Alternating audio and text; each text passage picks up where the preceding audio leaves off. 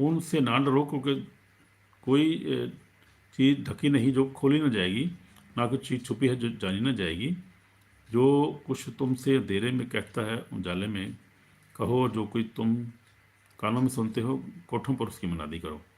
जो बदन को कत्ल करता है और रूह को कत्ल नहीं कर सकता, उनसे न डरो, बल्कि उससे डरो जो रूह और बदन दोनों को जहन्नम में डाल हला कर सकता है।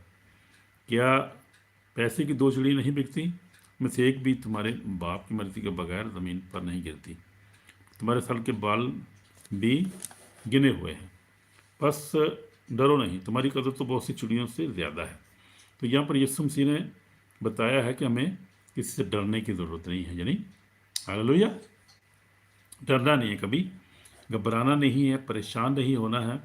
किसी बात से हमने जो है वो हमने दलेर रहना है, हर वक्त हमने नाम को जलाल देते रहें, खुदा के नाम को जलाल देते रहना है। घबराना नहीं, परेशान नहीं होना कभी भी, कभी जो है वो दिल छोटा नहीं करना, बल्कि खुदावंद में हमेशा कायम रहना है।